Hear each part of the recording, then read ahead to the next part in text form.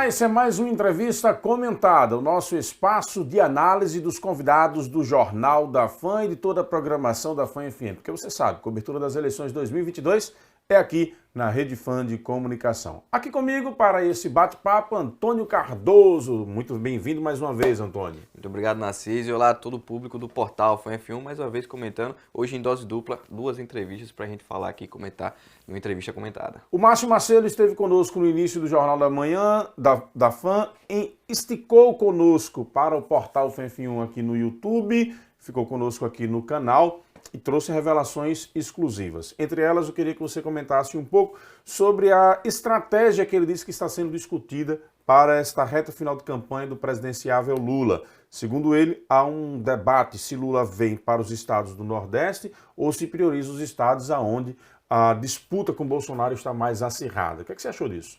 Perfeito. O presidente Lula ele tem um histórico aqui com a esquerda no Nordeste, ele tem um histórico favorável, de grande proporção. Por muitos anos a esquerda foi bem mais competitiva aqui no estado, grandes governadores que passaram tanto em Sergipe quanto em outros estados, como Pernambuco, Maranhão, por exemplo, hoje com o Dino.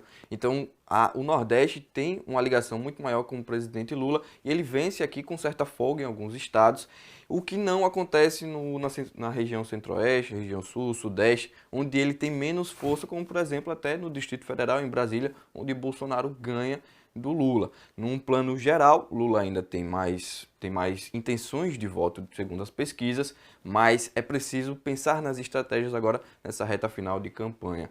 Uma outra observação que eu percebi no Márcio Macedo foi a conexão dele com a campanha local. Ele hoje é candidato a suplente de Valadares Filho, se solidarizou com Eliane Aquino, falou sobre a candidatura de Valadares e falou sobre a candidatura de Rogério Carvalho. Perfeito.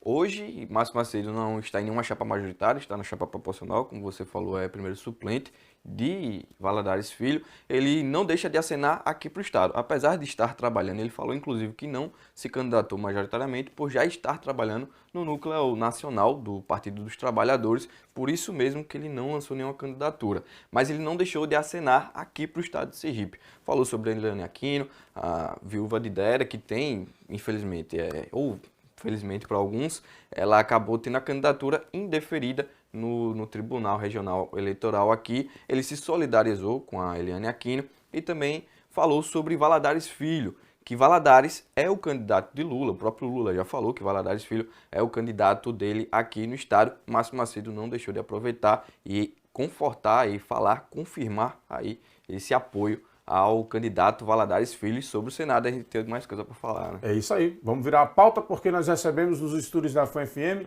dando continuidade aí ao processo de entrevistas para o Senado, entrevistas definidas, ordens de entrevistas definidas por sorteio. Recebemos hoje o Henrique Clay Andrade. Quais as suas principais impressões aí da entrevista do Henrique Clay?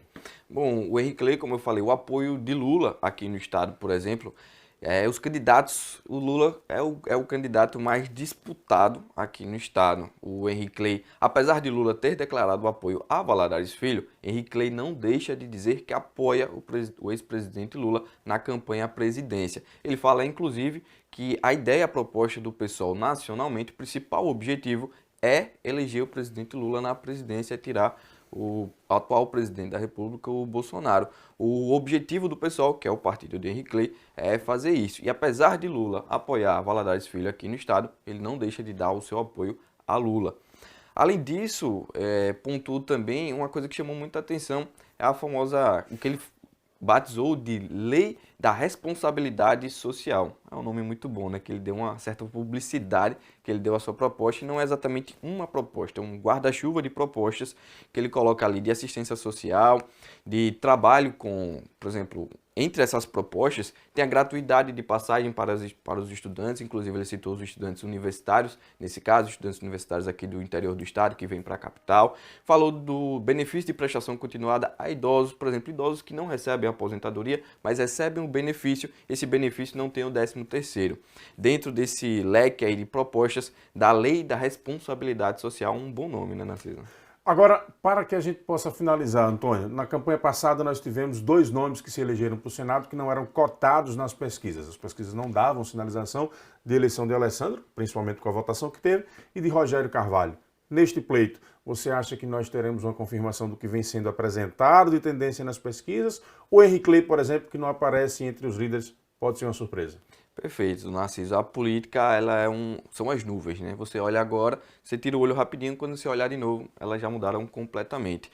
Até o dia da eleição, são um pouco menos de 20 dias, são 19 dias até o dia da eleição, muita coisa ainda pode acontecer. O Henrique Clay teve uma votação expressiva em Aracaju na eleição passada também, então ele tem uma certa força com...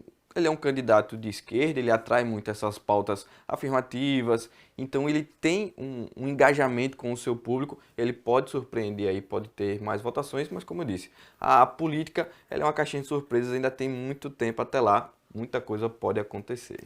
Até amanhã. Até amanhã, Narciso. A gente aguarda você aqui também conosco no nosso Entrevista Comentada.